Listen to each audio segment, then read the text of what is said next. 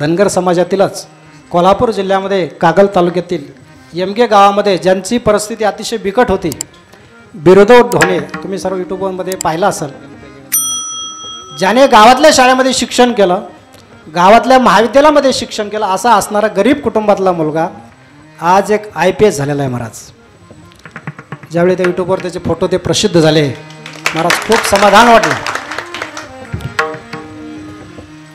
अशी घोंगडी टाकलेली त्याचे वडील स्वतः ते ढसढसा रडतात आणि आपल्या मुलाची कथा सांगतात. म्हणून डॉक्टर बाबासाहेब आंबेडकरांनी म्हटलेलंच आहे, प्रसंगी शेती विका पण शिक्षण करा. आजच्या काळामध्ये पैशाला किंमत नाही, शिक्षणाला, ज्ञानाला किंमत आहे. शिक्षण हा माणसाचा तिसरा डोळा आहे. आपल्या समाजाकडं भरपूर पैसा आहे, परंतु शिक्षण पुढं होणं गरजेचं आहे. आपले मराठी माणसं जसं मुंबईला जाऊन इतर परप्रांतीय येतात, त्या ठिकाणी मोठ्या उच्च पदस्थावर जातात, परंतु आपले लोक जात नाही. त्या मुलाने करून दाखवलं. बापाची 18 विश्व दारिद्र्य, घरामध्ये कसलीच सोय नाही, असा असणारा बिरदेव ढोणे ज्यावेळी पुण्यामध्ये ॲडमिशनसाठी करायसाठी वडील सोबत जातात, वडिलाला 2 तास आतमध्ये येऊ दिलं जात नाही. अशा गरीब कुटुंबातून त्या ठिकाणी शिक्षण केलं. 2021 ते 25 आज त्याने अहोरात्र परिश्रम केला. त्याने सांगितलं, या काळामध्ये मला मेंढ्यामागं जातासुद्धा ना आलं. एवढंच नव्हे, माझे आजोबा गेले, मावशी गेली, परंतु मला त्यालासुद्धा, त्या अंत्यविधीलासुद्धा येता आला नाही. एवढं कठीण परिश्रम करून आज IPS, जे सर्वात 2 नंबरची पोस्ट असते, असे त्याला तो मानाचा दर्जा मिळालेला आहे. म्हणून आपण कष्ट केलं पाहिजे. शिक्षण, त्यासोबत शिक्षणसुद्धा असलं पाहिजे. आज आपण पाहतो शिक्षणासाठी लोक खर्च करायचं म्हणजे त्यांना वाटते. म्हणून आपल्याला आयुष्य कमी असून सुद्धा संतांच्या संगतीमध्ये आपण जर गेलं तर जीवन निश्चितपणे चांगलं होईल. आज ते एक नवीन पत्ते खेळण्याचं मोठं फॅड आलेलं आहे. चांगले चांगले प्रतिष्ठ ज्यांच्या गळ्यात माळी आहेत, दारू पण पेत नाहीत, ते एका रात्रीमध्ये 15-20 हजार गमावतात महाराज. काय आपण कष्ट करतो, परंतु आज एक फॅड होऊन गेलेलं आहे. एखादा खेळायला लागला, अरे तुलाही साधू आहे का, चल तू बी, तोही जाते. अशा पद्धतीने आयुष्य वाया जातं. म्हणून साधू संतांच्या जीवनामध्ये जर आला, आपण साधू संतांच्या कथेमध्ये बसलं, आपल्या 4 गोष्टी आपल्या जीवनामध्ये चांगल्या मिळतील. म्हणून संतांच्या सहवासाशिवाय हे शक्य नाही. तुम्ही संताकडे, तुम्हाला त्यांचं कोणतंच काम करता येत नसल विठ्ठल विठ्ठल म्हणता येत नसल, भजन करतायत, संतांची सेवा, मंदिर झाडण्यापासून तुम्ही त्याचं दास जरी बनून राहिले तरी जीवनाचं कल्याण होतं. विठ्ठल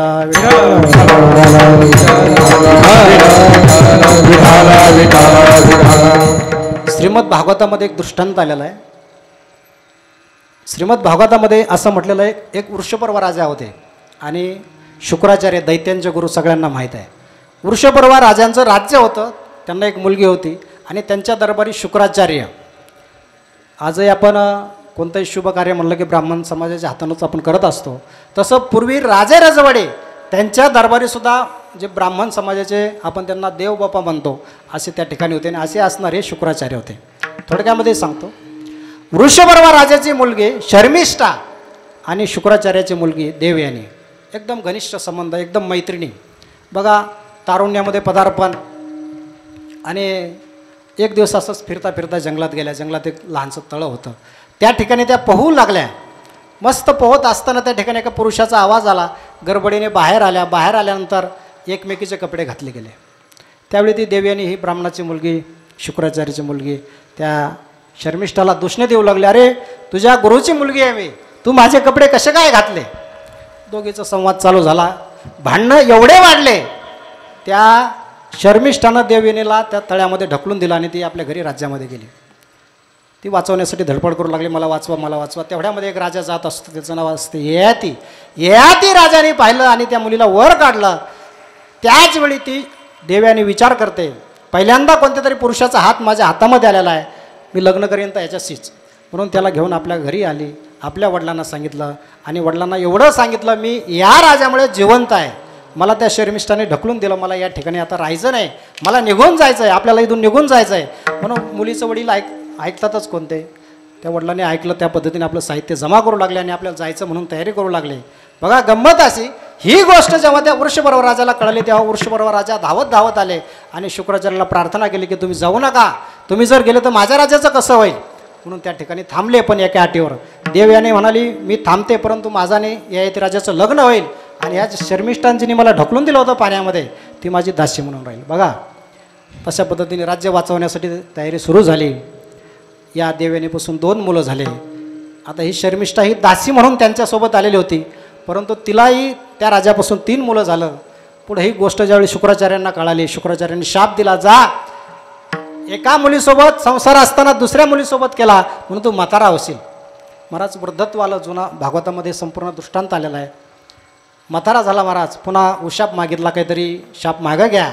त्यावेळी त्या शुक्राचार्यांनी सांगितलं, दिलेला शाप मागं घेतो, परंतु तुझे जे 5 मुलं आहेत, या देवयानीपासून जी 2 मुलं आहेत आणि शर्मिष्ठेपासून 3 मुलं आहेत, या 3 मुलापैकी जर तुला एखादा मुलगा तुला तारुण्य देत असाल तर तुझं वृद्धत्व त्याला जाईल. अशा पद्धतीने त्या जी पहिली पत्नी म्हणजे देवयानी होती तिच्या मुलाला विचारलं, त्याने नकार दिला. दुसरी पत्नी जी दासी म्हणून आलेली होती तिचं नाव शर्मिष्ठा, तिच्या 3 मुलाला विचारलं, 2 मुलांनी नकार दिला, परंतु एका मुलाने होकार दिला, त्याचं नाव होतं पुरू. असं या पुरू ज्यावेळी स्वतःचं तारुण्य बापाला दिलं, बापाचं म्हातारपण घेतलं, बापाने काही दिवस राज्य भोगलं, पुन्हा राज्याचा त्याग केला, आपलं वृद्धत्व वापस घेऊन तारुण्य त्याला दिलं आणि तो जंगलामध्ये गेला आणि संपूर्ण राज्याचा कारभार त्या पुरू नावाच्या राजाला दिला. मी यासाठी कथा दृष्टांत सांगितला, आली होती दासी म्हणून, परंतु दासाला संत बनवण्याचं कार्य या संतांच्या मध्ये आहे. विठाला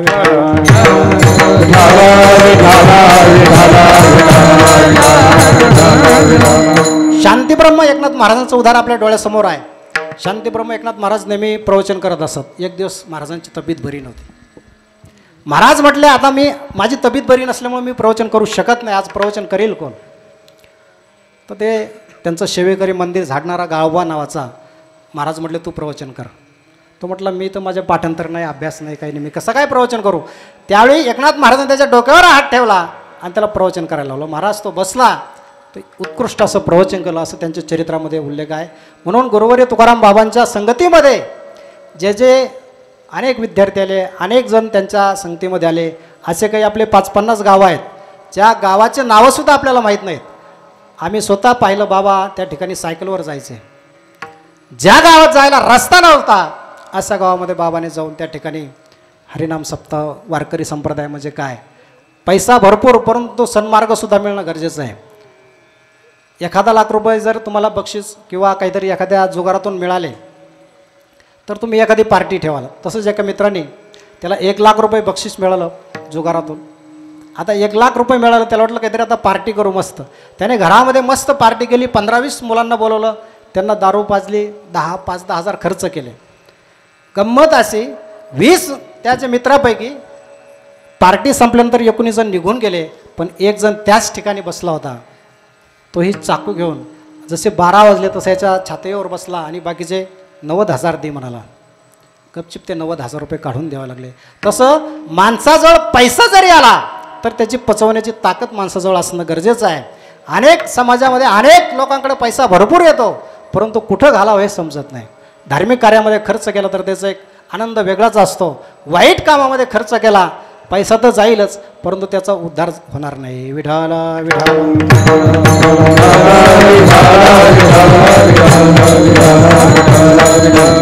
म्हणून सुख पाहिजे असेल, समाधानाने चांगल्या मार्गाने आपल्या जगायचं असेल तर संतांच्या संगतीशिवाय दुसरं सुख नाही. संगत संतन की करले, संगत संतन की करले, संगत संतन की करले, संगत संतन की करले, तू जन्मों का सार्थक करने, तू जन्मों का सार्थक करने, संगत संतन की करले, संगत संतन की करले, संगत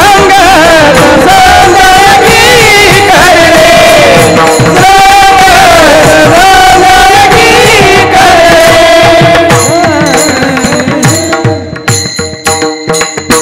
संतांची संगती केली तर आपल्याला निश्चित सन्मार्ग मिळत असतो. आणि साधू संतांच्या संगतीमध्ये गेलं, आज आपण पाहतो पेपरमध्ये बातम्या वाचतो, मोठमोठे डॉक्टर लोकसुद्धा आत्महत्या करत आहेत. संपूर्णपणे त्यांच्याकडे सर्वच गोष्टी असतात. म्हणून संत म्हणतात, बाबांनो का चिंता करता तुम्ही, राष्ट्रसंत तुकडोजी महाराजांचा एक अभंग आहे. महाराज म्हणतात, मानवा का चिंता वाहतो, मानवा का चिंता वाहतो. बघा, मानवा का चिंता वाहतो, होणारे ते न चुके केव्हा, प्रभू सगळे पाहतो. मानवा का चिंता वाहतो, नर जन्माला आला जेव्हा, तू कधी केले होते कामा. बघा, ज्यावेळी आपण जन्माला आलो त्यावेळी तुकडोजी महाराज म्हणतात आपण कोणतं काम केलं होतं, परंतु सर्व व्यवस्था आपण ज्यावेळी जन्माला येत असतो, ज्यावेळी आपल्या मुखामध्ये दात नसतात, तेव्हा भगवंत आपल्याला आईच्या स्थानामध्ये दूध उपलब्ध करून देतो. जसं दात येतो तसं भगवंताने आपल्या तुमच्या आमच्यासाठी अन्न निर्माण केलेलं आहे. याच्यापुढे जगत संत तुकडोजी महाराज म्हणतात, जसं आजगर असतो एका ठिकाणी पडून असतो, काहीच हालचाल करत नाही, परंतु भक्षक त्याच्या तोंडापर्यंत येत असते, तो कुठल्याच प्रकारची चिंता करत नाही. याच्या पुढे जाऊन तुकडोजी महाराज म्हणतात, पोपट मैना मारी भरारी, कुठले त्यांना स्थान नोकरी. तुम्ही आम्ही आज नोकरीसाठी धडपडत असतो, काही ना काही कष्ट करत असतो, परंतु पशुपक्षी आज जसं तुम्ही आम्ही विचार करतो, माझी 2 मुलं आहेत, उपाशी राहिली नाही पाहिजेत, त्यांना चांगलं काहीतरी घर बांधून दिलं पाहिजे, त्यांच्यासाठी जमीन कमवून ठेवली पाहिजे. परंतु संत म्हणतात, बाबांनो, पशुपक्षी हजारो लाखो पक्षी आहेत या जगात, त्यांचा कोण भरण करताय? तो पांडुरंग परमात्मा सगळ्यासाठी समर्थ आहे. गदीर भरता प्रभू साक्षी निवास शरणम सुरात. असा हा सर्वांचं चलनवलन करणारा, एवढंच नव्हे, हे वृक्षाचं पानसुद्धा भगवंत म्हणतात माझ्या सत्तेशिवाय हालत नाही. वृक्षाचे पान हाले ज्यांची सत्ता. बघा, एवढंच नव्हे, हा सूर्यमंडळ सकाळी उगवतो आणि संध्याकाळी मावतो, हे सुद्धा माझ्या सत्तेशिवाय चालत नाही, असा हा भगवंताचा अधिकार आहे. विठाला विठाला.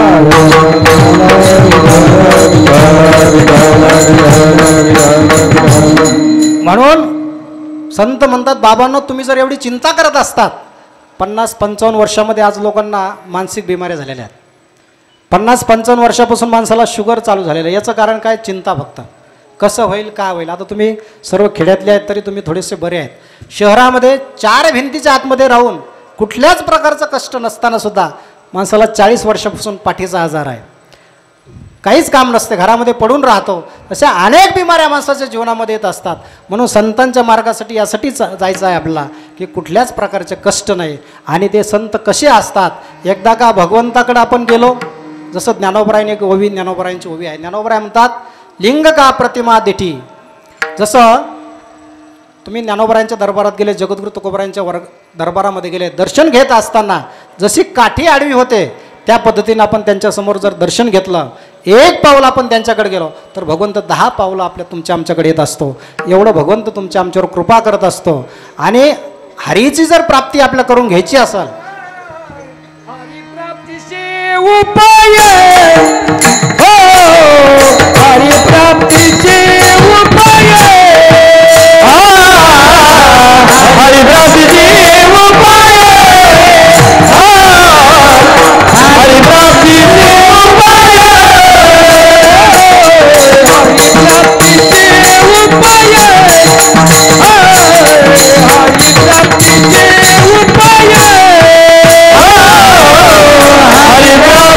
उपाय, हरिप्राप्तीचे उपाय, धरले संत जात पाये, धरले संत जात पाये, येणे साधकी जगन, हो येणे साधकी जगन, धरले संताचे पाये,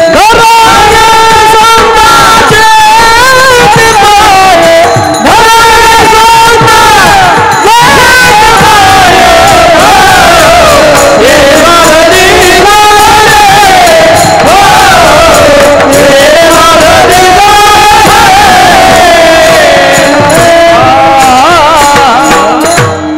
सुंदर प्रमाण दिलं महाराजांनी.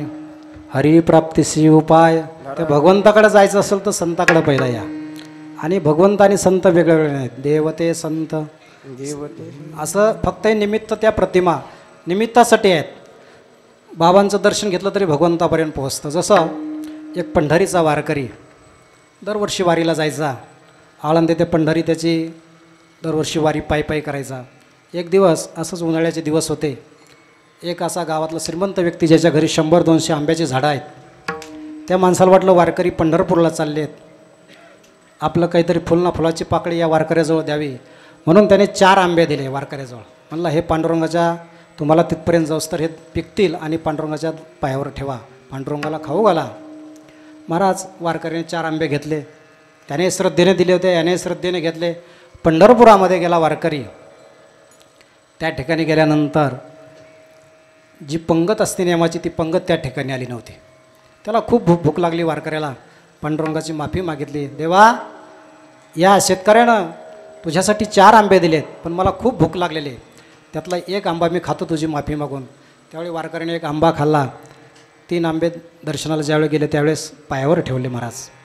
आणि वारकरी पुन्हा नित्यनियमाची वारी म्हणून पायी पायी वापस येऊ लागला. पुन्हा त्याच ठिकाणी त्या शेतकऱ्याच्या घरी मुक्काम.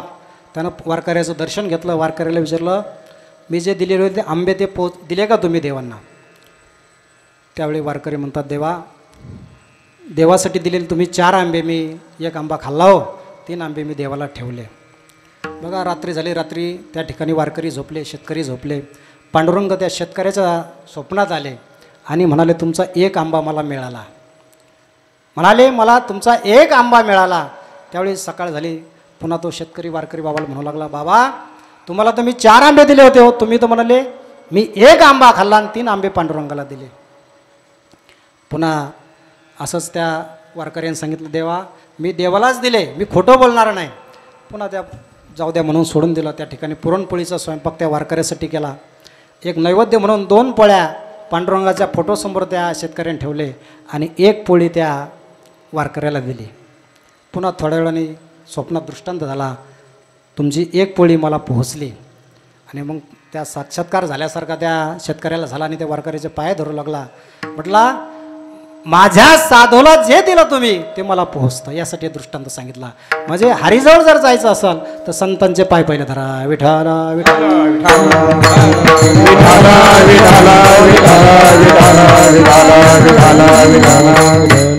एवढंच नव्हे, जर तुम्ही देवापर्यंत गेले तर देव तुमच्या दारामध्ये नोकर चाकर करत असतो. श्रीमद भागवतामध्ये असं दृष्टांत आलेला आहे. 1 मिनिटामध्ये सांगतो आणि पुढे जातो. भजन करा. विठ्ठल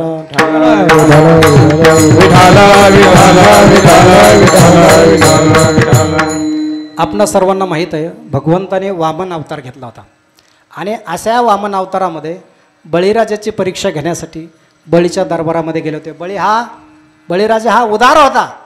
त्याच्याकडं काही मागायला आलं तर तो कधी नाही म्हणत होता. कोणाला काही देऊन टाकत असे. मग अशा बळीराजाला भगवंताने 2 पावलं भूमी मागितली. पहिल्या पावलामध्ये स्वर्ग, मृत्यू, पाताळ तिन्ही पूर्णपणे व्यापून गेलं. दुसरा पाय कुठं ठेवू म्हणून देवाने ज्यावेळी बळीराजाला विचारलं त्यावेळी बळीराजा म्हणाला, दाता हा त्या दानावरून वेगळा असतो, माझं शरीर आणखी वेगळं आहे. मी जरी माझं संपूर्ण दान तुम्हाला दिलेलं असलं तरी शरीर आहे, ह्या देवा डोक्यावर पाय ठेवा. भगवंत त्याच्या डोक्यावर पाय ठेवतात. तसा बळीराजा पाताळात चालला जातो. आणि त्या ठिकाणी गेल्यानंतर भगवंत त्याच्यासाठी 52 दरवाजाचा महाल बांधून देतात. हे सर्व भागवतामध्ये आलेलं आहे. आणि 52 दरवाजाचा जो महाल बांधून दिलेला असतो त्या 52 दरवाजामध्ये भगवंत स्वतः त्याचा नोकर म्हणून, चाकर म्हणून त्या ठिकाणी दरवाजामध्ये नोकरी करत असतो, पहारा करत असतो. ही गोष्ट जेव्हा नारदाद्वारे लक्ष्मी मातेला कळते तेव्हा लक्ष्मी माता त्या ठिकाणी येते. ज्यावेळी भगवंताची नजर त्या लक्ष्मीवर पडते त्यावेळी ती लक्ष्मीला भगवंत रागवतात, तू येतं कशा करता आली. त्यावेळी भगवंताची नजर चुकून पुन्हा बळीराजाकडे लक्ष्मी जाते आणि म्हणते मला काहीतरी काम द्या. मग तो पूर्णपणे महाल झाडण्याचं काम त्या लक्ष्मीला दिलेलं असते. लक्ष्मी 6 महिने त्या महाल झाडण्याचं पूर्ण काम करत असते. रक्षाबंधनाचा दिवस आलेला असतो. रक्षाबंधनाच्या दिवशी ती लक्ष्मी त्या बळीराजाला राखी बांधत असते. बळीराजा खुश झालेला असतो. बळीराजा म्हणतो तुम्हाला काय मागायचे तर मागा. बळीराजाने ओळखलेलंच नसतं. त्यावेळी ती लक्ष्मी असते. बळीराजाला म्हणते फक्त एकच करा, मी जी सेवा तुमची केली त्या सेवेच्या बदलेमध्ये तुमचा हा जो नोकर आहे तो मला देऊन टाका. त्यावेळी तो बळीराजा त्या लक्ष्मीला म्हणतात तुम्ही कोण आहात. त्यावेळी ती सांगते मी लक्ष्मी आहे, तो माझा पती विष्णू आहे, भगवान आहे. म्हणजे मला एक सांगायचं, संतांची सेवा केली तर तो आपल्या दारातला नोकर झाल्याशिवाय राहत नाही. विठाला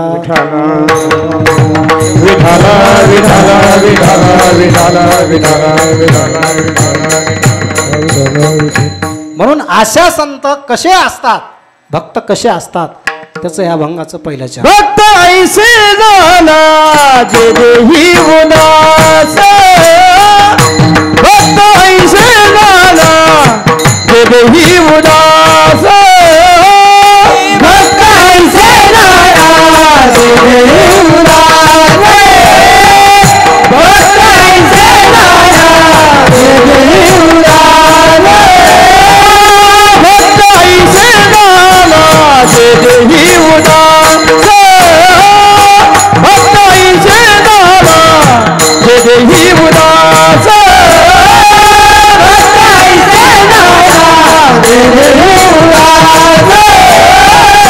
भक्त ऐसे झाला जे देही उदास,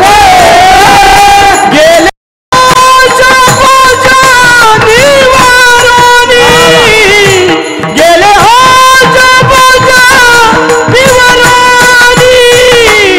विजय तो त्यांचा झाला नारायण, विजय तो त्यांचा झाला नारायण, गेले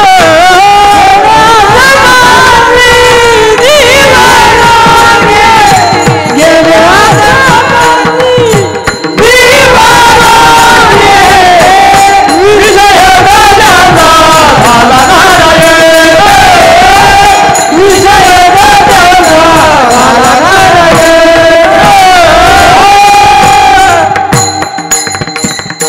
वाह, अतिसुंदर.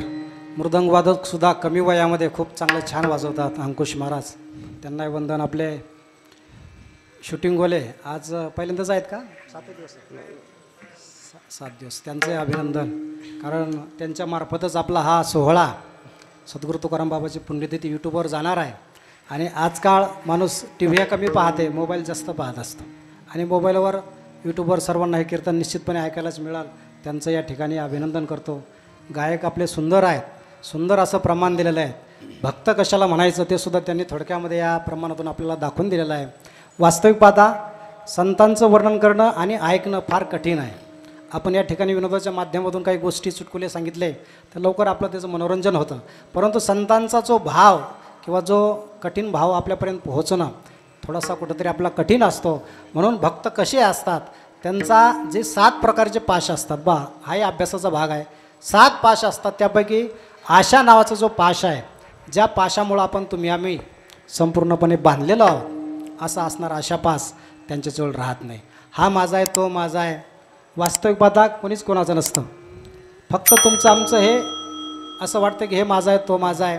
एक मुंबईतली अशी सुंदर गोष्ट सांगितली जाते. एक मुलगा असाच फार धार्मिक, सकाळी रोज काकडा केल्याशिवाय ते सकाळचं जेवण नाही, संध्याकाळी भजन केल्याशिवाय जेवण नाही, सायंकाळी हरिपाठ केल्याशिवाय तो एकही दिवस त्याचा वाया जात नव्हता. असा असणारा मुलगा पुढं कालांतराने अभ्यास करून नोकरीला लागला. आणि नोकरीला लागल्यानंतर आता आपल्याकडे माहिती आहे, नोकरी लागली की लगेच लग्न करतात. असं त्याचं लग्न झालं. आणि लग्न झाल्यानंतर त्याचा हरिपाठही बंद झाला, भजनही बंद झालं. मी काही दिवसांनी त्याला भेटलो. अरे म्हटलं, एवढा तो धार्मिक असणारा, भजन केल्याशिवाय तू भोजन करत नव्हता, अशी तुझी स्थिती असणारी, तू संपूर्णपणे बंद कसं काय केलं? तो म्हटला, महाराज माझ्याच्याने आता काहीच होत नाही. कसं काय काहीच होत नाही? बायको माझ्यावर एवढं प्रेम करते की मला त्या प्रेमामुळं मला काहीच सुचत नाही. त्याला मी आयडिया दिली. म्हणलं, एवढी बायको जर तुझ्यावर प्रेम करत असेल तर तुझी परीक्षा घेऊन पाहा. एका दिवशी नोकरी करून घरी जा आणि घरी गेल्यानंतर असं उभ्याने शरीर टाकून दे आणि मेल्यासारखं भासव. त्याने खरंच घरी जाऊन पाण्याचं ठरवलं. दुसऱ्या दिवशी तो असाच त्याने प्रयोग केला. घरी गेला, रात्री 8:30 वाजता वरून आपलं शरीर खाली आदळून दिलं. बायकोने पाहिलं, हा मेला की काय? बायकोला वाटलं निश्चितपणे मेल्याला दिसतोय. म्हणून म्हटली, आताच जर मी आरडाओरडा केला तर सगळे लोक येतील, मला रात्रभर माझं जेवणही होणार नाही आणि मला रात्रभर जागत बसावं लागेल. मस्त तिने जेवण केलं. सकाळी उठली, पुन्हा सकाळी मस्त तर सकाळी चहा घेतला, कांदा पोहे खाल्ले. चांगले 10-11 वाजले. आणि 10-11 वाजल्यानंतर मग तिने रडायला सुरुवात केली. हे सगळं हा पडून त्या ठिकाणी पाहत होता. मी विचार करतोय तो, अरे मी ज्या बायकोवर एवढं प्रेम करत होतं तिथं माझ्यावर प्रेमच करत नव्हती. महाराजांनी सांगितलेलं खरंच आहे. म्हणून त्या ठिकाणी नाटकं ती रडू लागली. मग तो हळूहळू म्हणू लागला, रात्री खिचडी कशी गोड झाली. अशा पद्धतीनं हे प्रेम नाटकी असतं. साधू संत म्हणतात, बाबांनो, जर प्रेम खरं करायचं असाल तर साधू संतावर करा, देवावर करा. जर असं प्रेम आपण केलं, हा आशापास तोडल्याशिवाय ते प्रेम खरं शक्य नाही. कारण संत एकनाथ महाराजांच्या भावार्थ रामायणामध्ये आलेलं सुंदर दृष्टांत आहे. एकनाथ महाराज म्हणतात, तुमचं आमचं जीवन असं असते, लहानपणी असता पण आपल्या आईवडिलावर प्रेम असते, हळूहळू आपण मोठं होतो, लग्न होऊन जातं आणि लग्न झाल्यानंतर आपले मुलं होतात. आता मुलाचं कसं होईल ही चिंता तुम्हाला लागत असते. आणि एकदा का मुलं हळूहळू मोठे झाले, मग त्यांचं लग्न झाल्यानंतर पुन्हा त्यांच्या नातवाची चिंता लागत असते. म्हणजे ही अशी असणारी चिंता वाढत जाते. जोपर्यंत आपले पाय साथ देतात तोपर्यंत चिंता ही व्यथा अशी वाढत जात असते. ज्यावेळी आपले पाय साथ देत नाही, हात साथ देत नाहीत, त्याच वेळेस आपण एका जागेवर बसतो. म्हणून साधू संत म्हणतात, जोपर्यंत आपल्या मुखाने विठ्ठल विठ्ठल म्हणता येते, जोपर्यंत आपल्याला एखाद्या ठिकाणी जाऊन भजन करता येतं, कीर्तनात उभा राहून चाल म्हणता येते, नाही म्हणता येत असेल तर टाळ वाजवत येतो, तोपर्यंत आपण निश्चितपणे केलं पाहिजे. विठ्ठल विठ्ठल.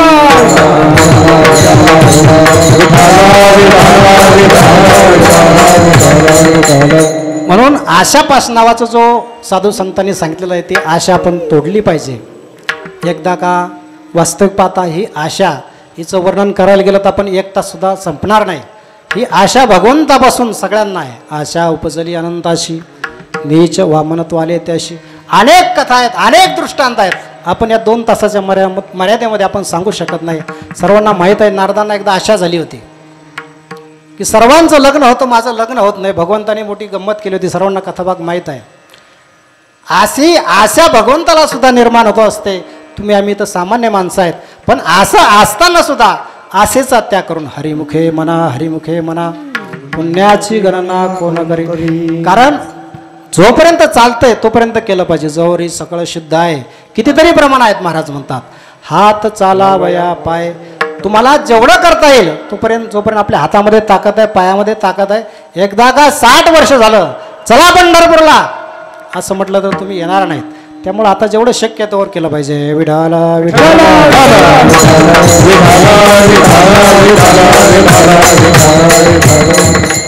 म्हणून महाराज म्हणतात, असा भक्त असल तर त्याची काय अवस्था असते, त्याला काय आवडत नाही, हे अभंगाचं दुसरं चरण.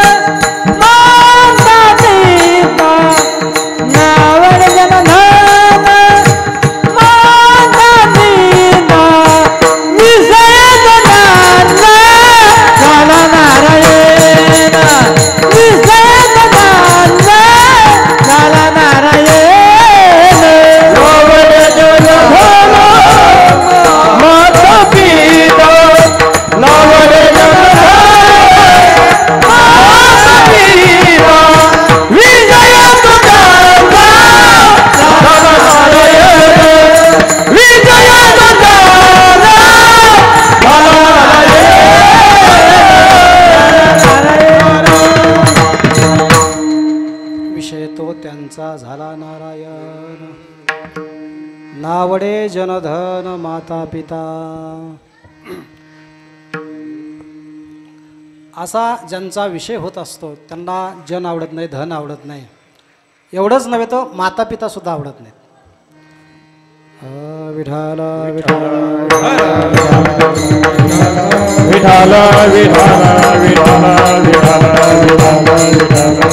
साधू संतांनी या जनाचा का त्याग केला असेल साधू संत म्हटले, बाबांनो आज आम्ही पाहतो जग कसं आहे. तुकोबर आहे म्हणतात. तुकोबरायची भाषा आहे थोडीशी बोलायला आपल्याला जड जाते. तुकोबर आहे म्हणतात. तुका म्हणे जग तो तोंडी राहा सावध. तुम्ही कलियुग आहे, कलियुगाचं महिमान तुम्ही ऐकलेलं असाल. त्याच कलियुगाच्या धर्तीवर जगद्गुरु तुकोबर आहे म्हणतात. आता एक लोक बोलतील, दुसऱ्यांदा दुसरं बोलतील. ज्यावेळी भीम, अर्जुन, नकुल, सहदेव 4 भाऊ जंगलामध्ये फिरायला गेला.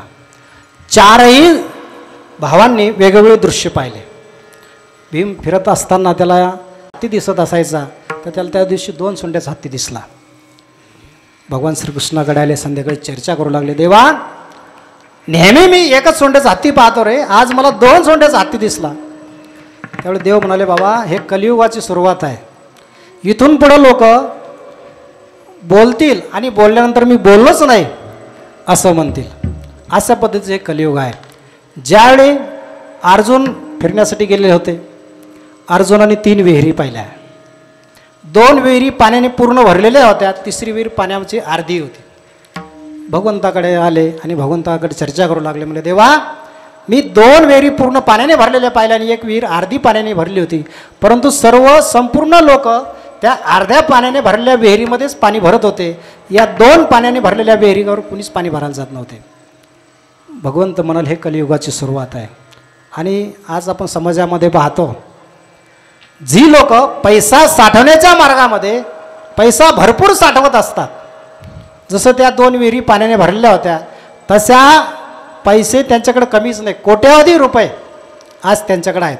परंतु तुम्ही जर त्यांना वर्गणी मागायला गेले तर ते वाकडं तोंड करतात. देण्याची इच्छा होत नाही. पैसा आहे पण साठवून ठेवण्याची इच्छा आहे. जे अर्धी विहीर आपण ज्याला म्हणतो, जे सामान्य माणसं आहोत, आपण सर्व शेतकरी कुटुंबातले आहोत, दिवसभर आपण कष्ट करत असतो, पण तरी सर्वांना वाटते बाबांचा अखंड हरिनाम सप्ताह आहे, त्याला आपण काही ना काही फुलना फुलाची पाकळी दिली पाहिजे आणि सर्वजण मदत करतात.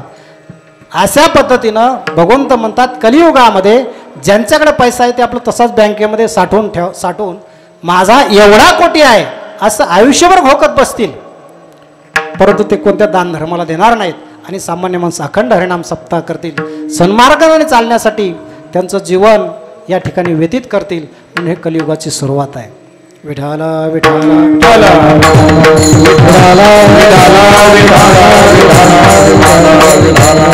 म्हणून अशा पद्धतीनं भगवंताने वेगवेगळ्या दृश्याचं वेगवेगळं वर्णन केलं. असं असताना सुद्धा सात्विक माणसाची कमी नाही. आज या ठिकाणी आपण पाहतो मोठा भव्यदिव्य स्वरूपात दरवर्षीप्रमाणे कार्यक्रम सुरू आहे. म्हणून संतांनी जनाचा त्याग केला. अनेक असे त्या ठिकाणी कारणं सांगितलेले आहेत. संत म्हणतात बाबांनो, एखादा माणूस जास्त बोलू लागला तर त्याला वाचाळ म्हटलं जातं, एखादा कमी बोलत असेल तर त्याला गर्विष्ठ म्हटलं जातं. बहु बोलो जाता म्हणती वाचाळ, न बोलता सकळ म्हणती गर्वी. अशा पद्धतीनं प्रत्येकाचं वेगवेगळं संतांनी सांगितलेलं. एवढंच नव्हे, महाराज म्हणतात एखाद्याने लग्न केलं, लग्न करू जाता म्हणती मातला, न करिता झाला नपुसक. एखाद्याने लग्न केलं तर अरे म्हणते त्याला काय, तो मातला आहे. एखाद्याने केलं नाही, काहीतरी त्याच्यामध्ये प्रॉब्लेम असेल असं म्हणतात. एवढंच नव्हे, साधू संत म्हणतात एखाद्याच्या घरी तुम्ही भेटायला गेला नाही तर तुम्हाला निष्ठुर म्हणतील, परंतु तुम्ही त्याच्या घरी सारखे सारखे गेले तर हा येता जाता घर बुडविले. हे महाराजांचं प्रमाण आहे. विठाला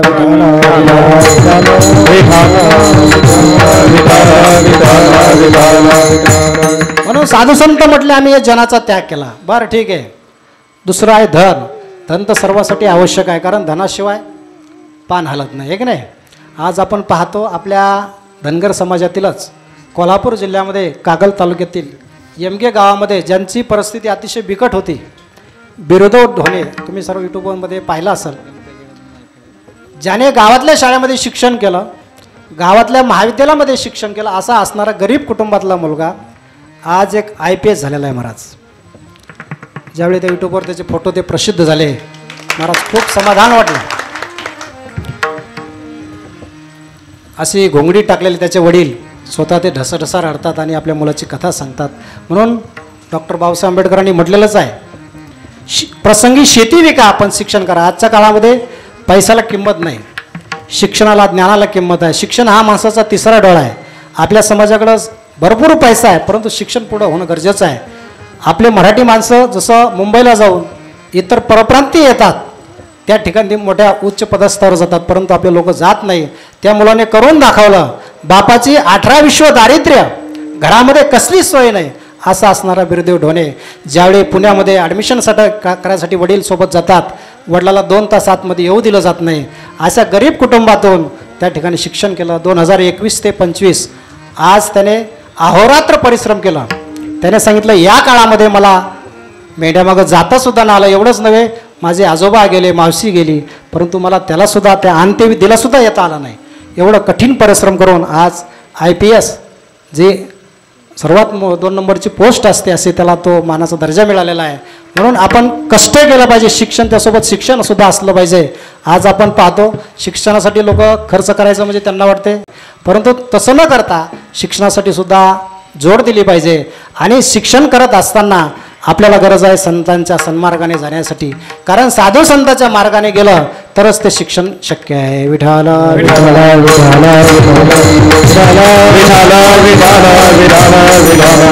म्हणून कोणतंही कार्य असो धनाशिवाय होत नाही, परंतु संत म्हणतात कामापुरतं धन असावं. या धनाच्या पाठीमागं 15 अनर्थ सांगितलेले आहेत. हे असणारे 15 अनर्थ माणसाला बुडीतमध्ये टाकतात. आत्ताच तुम्हाला मगाशी बोलता बोलता सांगून गेलो की धन जास्त जर आलं तर आपल्याला वाईट मार्गाला नेल्याशिवाय राहत नाही. आज मोठमोठे मुलं वाईट मार्गाला जाण्याचं कारण म्हणजे जास्त पैसा. आईवडील त्यांना जसा पैसा पाहिजे तसा देतात, परंतु तो दिला नाही पाहिजे. त्याला जेवढी गरज आहे तेवढंच दिलं पाहिजे. जास्त दिलं तर तो वाम मार्गाला गेल्याशिवाय राहत नाही. आपल्या घरचं वातावरण चांगलं असेल तरच मुलगा हा चांगला बनत असतो. म्हणून कष्टाची परिश्रमाची त्याला जर जाण असेल आणि त्या कष्ट परिश्रम जर करत असेल, त्याला जो लागत असेल तेवढा आपण जर वित्त पुरवला तर निश्चितपणे तो मोठ्या पदावर झाल्याशिवाय राहत नाही. म्हणून साधू संत म्हणतात हे धन गोळा करा. कसं करा? उत्तम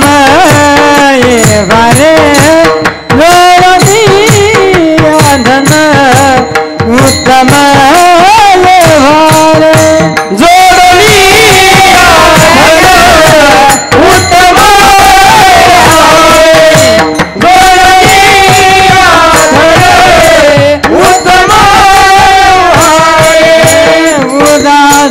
विचार वेत करी विदास विचार वेत करी उत्तमाची गती सोनका कारण उत्तमाची गती सोनका कारण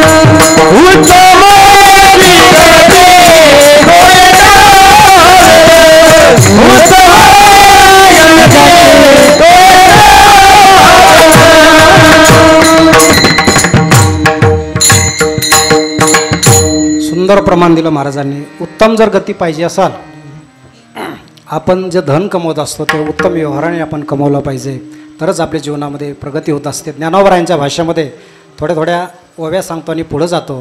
ज्ञानोबराय म्हणतात सुख पाहिजे असेल तर 3 प्रकारे आपल्याला सुख मिळतं. त्याचं नाव आहे सात्विक सुख. तुम्ही ज्या ठिकाणी बसलेला आहात या ठिकाणी तुमचा 2 तास तुम्हाला या ठिकाणी बसावं लागलं, परंतु भगवंताचं हरिनाम घडलं. जसं एक गंजीची काडी पूर्ण एक माचीसची काडी पूर्ण गंजीला पेटवत असते, तशा पद्धतीने या ठिकाणचं झालेलं हरिनाम आपले संपूर्णपणे झालेली पापं नाहीसे करत असतात. म्हणून तुम्ही या ठिकाणी बसले, हे जे तुम्हाला सुख मिळालेलं आहे किंवा तुमचं पाप नाहीसं झालेलं आहे याला सात्विक सुख म्हटलेलं आहे. ज्ञानोबराय म्हणतात, ज्ञानोबरायाने असे सुंदर सुंदर दृष्टांत दिले आहेत. ज्ञानोबरायाने असं म्हटलेलं आहे, जसं एखाद्या ठिकाणी धनसाठा असेल, त्या ठिकाणचा धनसाठा पूर्वीच्या काळामध्ये तुम्ही आम्ही ऐकलेला आहे, त्या ठिकाणी धनसाठा ज्या ठिकाणी असतो त्या ठिकाणी भूतांची छाया असते, असं ज्ञानोबरायाने ज्ञानेश्वरीमध्ये लिहून ठेवलेलं आहे.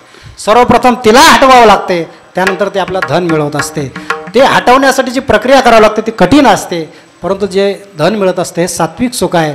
दुसरं सुखाचं प्रकार ज्ञानोबरायाने सांगितलं आहे, त्याला राजस सुख असं म्हटलेलं आहे. राजस सुख म्हणजे एखादं गाव असो, एखाद्या गावामध्ये मोठा उत्साह चालू असो, ज्ञानोबराय म्हणतात त्या उत्साहासाठी एखादा मोठा अधिकारी यावं, 5-10 लाख रुपये देऊन जावं आणि निघून जावं.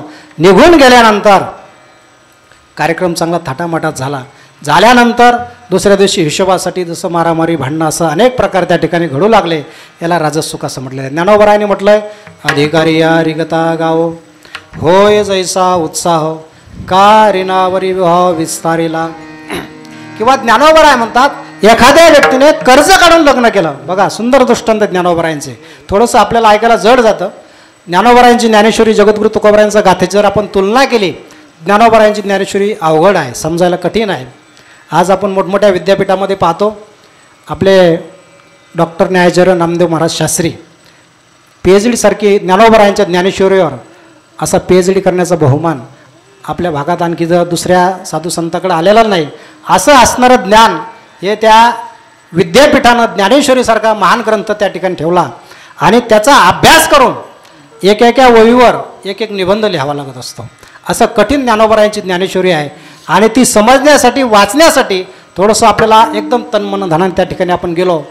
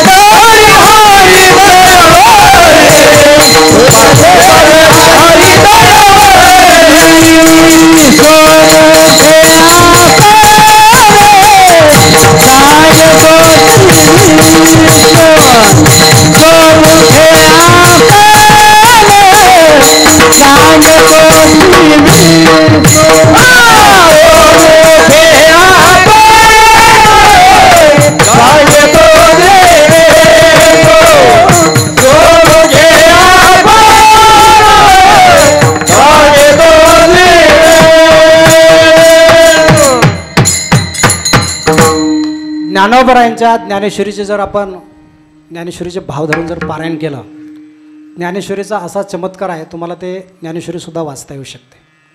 आजही आपण आळंदीमध्ये गेलो तर मंदिराच्या वरच्या बाजूला अजान वृक्षाचं झाड आहे. त्या ठिकाणी साधक मंडळी आजही 108 पारायण त्या ठिकाणी माऊलीच्या अजान वृक्ष झाडाखाली करतात. मग ज्ञानोबरा एवढी आपल्याला बुद्धी देऊन जातात की ज्ञानेश्वरी अख्खी पाठच होऊन जाते. म्हणून असं भाव धरून जर आपण ते केलं, निश्चितपणे एखादी ओवी तरी आपल्याला त्याचा अनुभव जर नाही आलेला, जरी वाचता आली तर निश्चितपणे एक ना एक दिवस अनुभव आल्याशिवाय राहत नाही. म्हणून अशा या साधू संतांच्या वाङ्मयावर आपण विश्वास ठेवून गेलो, पुढं आपण अभ्यास करत गेलो तर निश्चितपणे आपलं जीवन चांगलं होत असते. म्हणून असा जो साधू संत असतात, असे भगवत भक्त असतात, एकदा का त्या स्थितीवर पोहोचले, महाराज म्हणतात त्यांचा सांभाळ भगवंत स्वतः करतो. हे अभंगाचं तिसरं. निर्वाणी गोविंदाचे मागे पुढे, निर्वाणी गोविंदाचे मागे पुढे, निर्वाणी गोविंदाचे मागे पुढे, निर्वाणी गोविंदाचे मागे पुढे, निर्वाणी गोविंदाचे मागे पुढे, निर्वाणी गोविंदाचे मागे पुढे, निर्वाणी गोविंदाचे मागे पुढे, निर्वाणी गोविंदाचे मागे पुढे, निर्वाणी गोविंदाचे मागे पुढे, निर्वाणी गोविंदाचे मागे पुढे, निर्वाणी गोविंदाचे मागे पुढे, निर्वाणी गोविंदाचे मागे पुढे, निर्वाणी गोविंदाचे मागे पुढे, निर्वाणी गोविंदाचे मागे पुढे, निर्वाणी गोविंदाचे मागे पुढे, निर्वाणी गोविंदाचे मागे पुढे. काहीच साकडे पडोने दी, साकडे पडोने दी, काहीच साकडे पडोने दी, काहीच साकडे पडोने रे. विषय तो त्यांचा झाला नारायण, विषय तो त्यांचा झाला नारायण, विषय तो त्यांचा झाला नारायण, विषय तो त्यांचा झाला नारायण, विषय तो त्यांचा झाला नारायण, विषय तो त्यांचा झाला नारायण, विषय तो त्यांचा झाला नारायण, विजय तो त्यांचा झाला नारायण, झाला नारायण, झाला नारायण. सुंदर असं प्रमाण आहे.